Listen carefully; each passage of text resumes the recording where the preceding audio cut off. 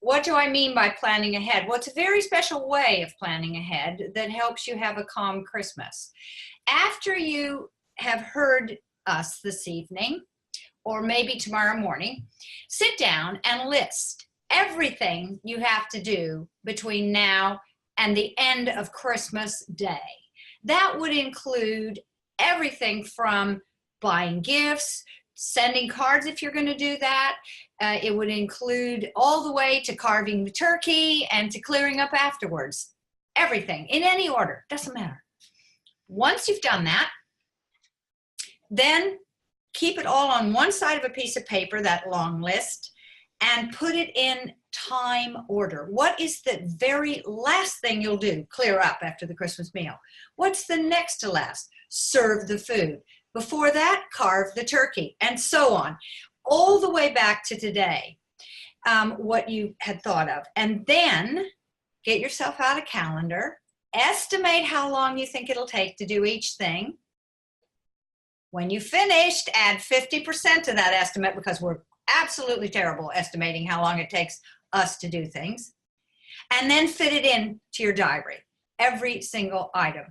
And you will find that nothing piles up, so you can stay even all the way through. So my first tip is about understanding how different things are for your dogs at Christmas. Their world will suddenly look quite different. So in terms of in your home, it's obviously going to look different with decorations, with flashing lights, all sorts of things like that. But even out on their walks, there may be strange things like if you've got people who have giant snowmen attached to their house, or different flashing lights outside of their home. There's going to be lots of things that look quite strange for your dog. Now, particularly if you have a young dog or a dog that's slightly anxious, you may find that they find these things quite overwhelming to see out in the world. So what we want to do is actually add some good stuff to those new things. So whenever you see something, you're going to grab some treats and you're going to give your dog something great whenever they see those scary things, to help them to feel better about that new stuff that they're viewing. If you can, if it's something in your home, you can kind of get near that item and throw the food from it, so it looks like the item itself is bringing the good stuff to your dog. And remember, we've just planned ahead, but when you've finished that list, let it set for a day, and then I want you to look back over it. Is there anything I could do ahead? For example, if you're going to make cranberry sauce, and I applaud you if you've managed to do that, you could do that now. You know, there's no reason why not. There are a lot of things you could prepare ahead and freeze. Do that. You could make a decision, say that it did look pretty crowded in that week before Christmas. Maybe you don't want to send cards this year, you want to send an e-card. That can be done way ahead and arrange the date that they'll go out. If they're paper cards, you can write them, but then wait to send them. So everything you can do ahead is one more little unit of free time when you can sit down, put your feet up, and do some deep, lovely breathing in through your nose, out through your mouth, and you'll find yourself get calm in just 20 breaths. So do ahead, get some space, find some time for some deep breathing. So my second one is about keeping rules consistent. So it's quite important, particularly when we have lots of different people around, that we keep the rules and regulations that we have for our dogs pretty consistent, so that our dogs don't feel like they're uncomfortable in the new experience of Christmas. Particularly for younger dogs, puppies particularly, you're going to find that if you suddenly got lots of different things going on, it can be really easy to slip out of your normal routine in terms of how you actually manage your dog's behavior. So, but as well as having other guests around who can undo all of your fabulous training work that you've been doing up to this point. So it's really important that perhaps you pin up a list on the fridge of those really key things that you like to have your dog to do reliably. So for example, asking people to ignore your dog if they're jumping up or begging for food, and giving them some alternative behaviors that they can do and they can reward with your dog. So it means that the guests and your dogs are going to have a better interaction. is tell ahead. Let me explain what I mean by that. One of the biggest reasons for pressure for referrals in January, by the way, psychological referrals peak in the beginning of January because Christmas is that stressful. One of the key reasons is a lack of communication.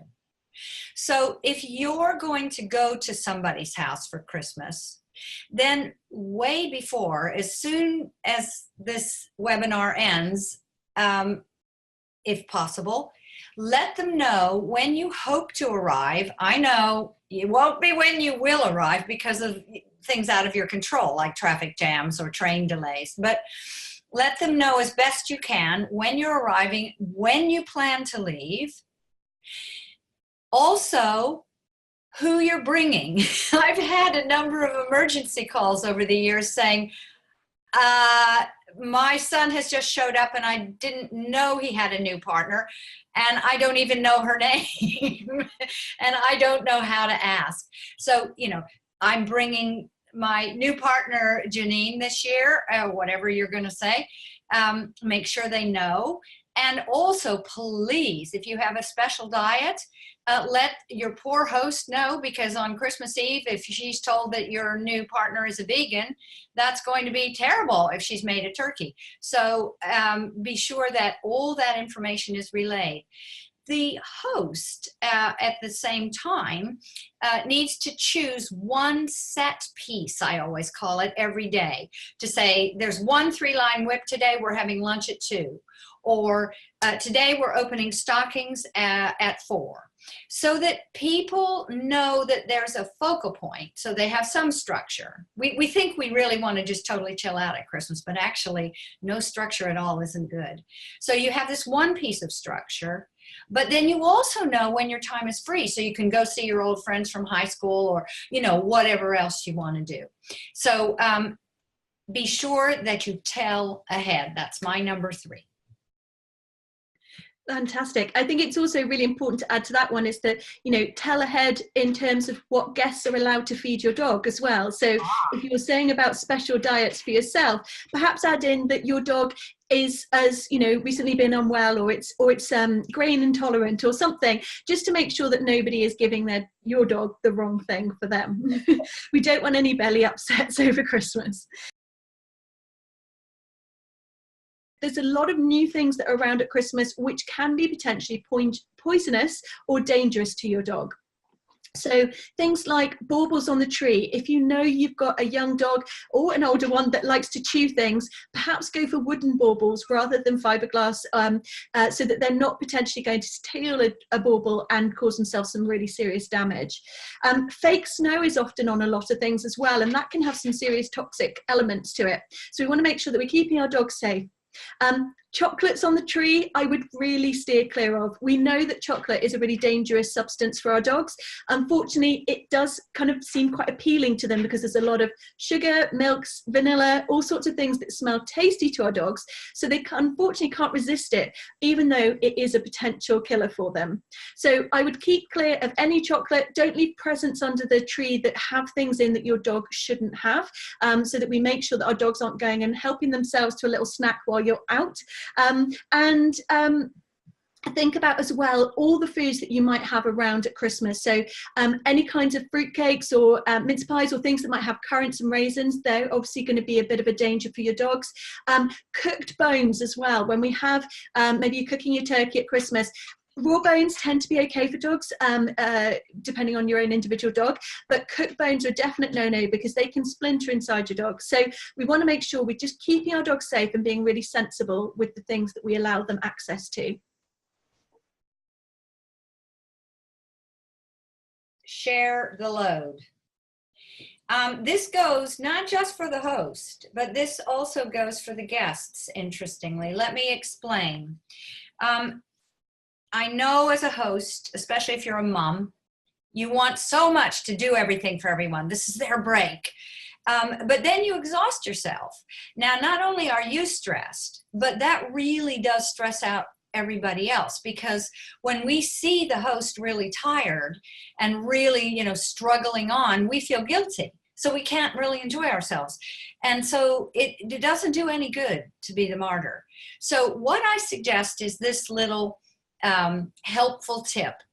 When I want you to, if you are hosting a Christmas, then write down all the jobs that you know will happen during the time the guests are there. This is not the same as your first long list. So for example, setting the table, or clearing the dishes, or emptying the dishwasher, taking out the trash, that kind of stuff. Put each one on a slip of paper, put it in a hat, and when your guests arrive one by one, whether they come together or not, doesn't matter, each one draws a paper out of the hat, and that's their job during the stay.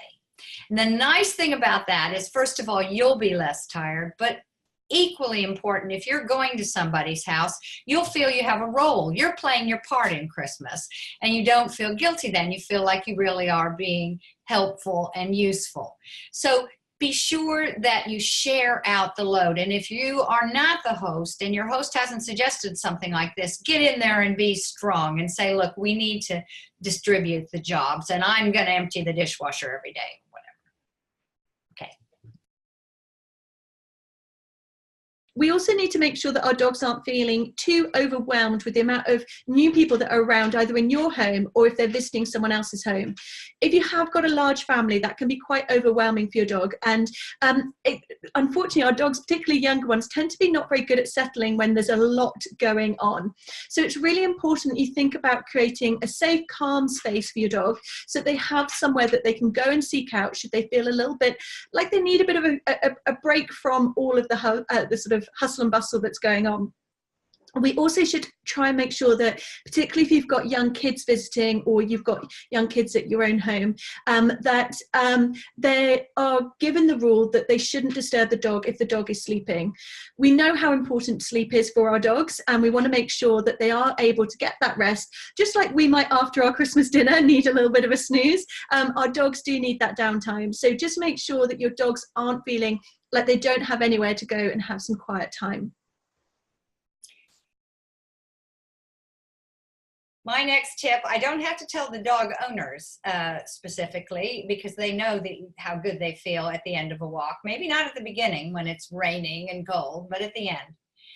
Getting outside every day. Let me explain why it's so important that everybody who is even vaguely ambulant, anybody who can move, even if they can't move very well, if somebody will push their wheelchair, whatever it is, get people outside. 20 minutes of light, natural light will do a wonder for people's moods. First of all, it's because it sends out endorphins, it lifts your spirits. Secondly, because you're outside, you're less crowded. And we know from psychology studies that when you crowd mammals, any mammal, dogs, people, rats, anything, they get aggressive. So you're putting a lot of people together in an enclosed space, because the weather isn't usually that friendly, so you're not open and out. And they'll get more moody and aggressive. And of course, they're playing multiple roles. They're being a son at the same time. They're being a father. They're being a brother or a sister, you know, and then it's so much pressure. So get people to have some space, get outside, get those endorphins from the light and from the movement, which will make a big difference. And also, you mentioned sleep. The best way to help yourself sleep at night is to make sure your circadian rhythm is in tune with the natural light cycles, and that means getting out and knowing it's light. So get everybody out. Be quite the whipmaster there and say, you know, everybody has to have 20 minutes outside today. Fantastic. And if you do feel your dog is overwhelmed, you could always leave them at home and not have them come out for the walk. Obviously, we know that walks are great for our dogs, but if they feel like they just need a little bit of quiet time, leave them have a sleep while you all get out and do that. moving on from sort of the human guests, there is a potential to have other doggy guests at this time of year. So either you might be visiting family who have other dogs, or you have people coming to you, and as you're a dog-friendly household, they decide to bring all their dogs too. We need to be really respectful and understand that whoever is home it is, the canine's home, that actually bringing new dogs into that can add to some stress for them. So it could be that they feel a little bit uncomfortable sharing their space with other dogs, or it might just be that they actually don't know how to settle when another dog is there because they just want to play all the time. So we need to think about creating calm areas for both dogs to settle in, so that they've got time away from each other should they need to. It might be worth also introducing them if they haven't met before, or if it's been a long time, maybe since last Christmas, since they've seen each other, that you introduce them in a neutral outside space. So as soon as everyone arrives, get out for that 20 minutes that Linda was just mentioning, get outside with them and have a nice little walk together before you bring them back into the home. Because there will be lots of treats, new presents, new toys. If you've got a dog that potentially guards objects, think about creating safe spaces. So child gates can be brilliant to separate dogs so that they don't feel like they're feeling threatened around something that's really important to them. Make space. Now, what I mean by that is what I just mentioned before, which is when we get crowded, we get more aggressive. And remember that we're playing multiple roles. We're, guest, son, parent, partner, so many things, sibling. So making space means that when you need to retreat, when you've had enough, you have somewhere to go. Let me do it from the deluxe treatment, depending on your budget, down to the basic, but there is always a way to make space. The deluxe treatment is something that I didn't learn in psychology. I learned it from some friends. Their present, their gift to their children every Christmas is they put them up in a nice B&B near their own home, the parents' home, so that they can come and go when they like in a beautiful space that's their very own. Now, most of us can't afford that, but that's the 5-star rating way to make space. Next down is to give every family, every family, a room of their own, so that they have a room to go to. Now, again, you may not have the room for that. So failing that, you can get quite creative in rooms. I've had clients who had 4 beds in a room because they had to put up 4 kids, and they got an old clothes rack, put a sheet over it, and that divided the beds into spaces, and each child had their own space, and they could scribble on the sheet as well, so that they could keep their own space decorated. So that's another way. If your house just doesn't allow that, there's just no way for own space, and that 20-minute walk isn't enough, then what you can do is create a Big Brother timeout room. I don't recommend putting Big Brother in there, but if you just have a room where it's the place where you can go if you need to chill out, if somebody feels they're getting a bit stressy, or maybe they had a little too many glasses of wine and they just need a place, then have one of your rooms be set aside for chill out room, and maybe have a sign on the door that you can flip occupied or free, so that people know if someone's in there. But you do need a place for people to retreat to prevent things escalating. So my next tip is about traveling with your dog. So Christmas often includes a lot of travel. So you might be visiting multiple households, or you might just have one long trek up the country, for example, to see family that you only see every now and then. If your dog isn't used to going for long journeys in the car, then now is the time to get them used to the car being a really positive space. So think about maybe feeding them meals in the car, taking them for tiny little drives to somewhere really fun, or just for a little drive, they get out at the end and they get a whole delicious something to eat. So you're basically setting them up so they feel like the car is a really positive place to be. We also want to think about, before you take them on a long journey, it might be worth feeding a slightly smaller meal than normal. And then when you have your break stops, which I would recommend having regularly, you can do some scatter feeding, so your dogs get to sniff on the floor. So you're just literally throwing some treats onto the floor for your dogs to have sniff time, so they get to have some really calm little entertainment between the legs of the journey. When you do travel to new places as well, it's really important to take something from home that your dog feels that smells familiar. So it makes them feel comfortable as soon as they enter the new place. So it could be something like their bed or a blanket. It could be a couple of their toys. You may even like to take some of the water from your own home so that they're not changing water systems. So if you're in a really soft water area as opposed to hard water area, they're feeling comfortable when they get to the new area. Caroline, you have a second career, you know, and that's as a child psychologist. I urge everyone watching who's a parent, especially if you have a young kid, to replay that tip. And except for sniff time, which I don't think babies need, every single thing you said is so important for children when you're traveling. Well done. Great. The biggest stress, besides crowding at Christmas, is money.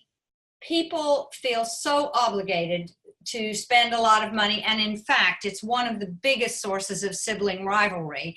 You're competing with your siblings. You want to show you can give the better present, and oh gosh, so much can be avoided if you clarify finance. What do I mean by that?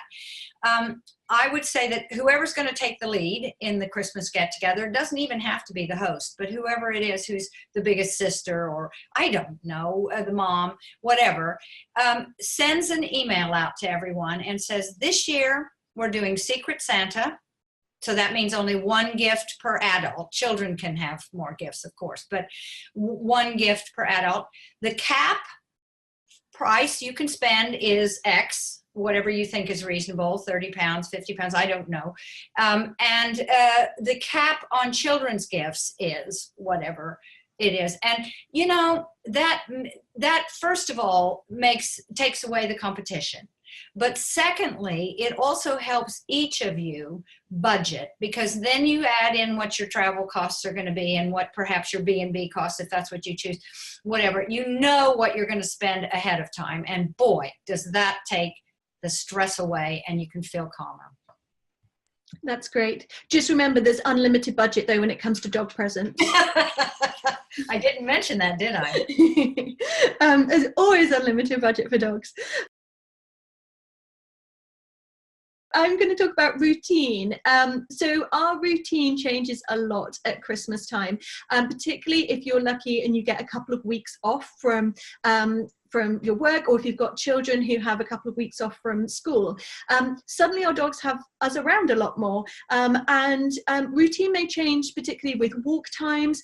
Like particularly on Christmas Day, you may not feel like going out for your early morning walk or your sort of afternoon walk once you've stuffed yourself full of food. So it's really important that we make sure that our dogs are feeling comfortable with these changes in routine.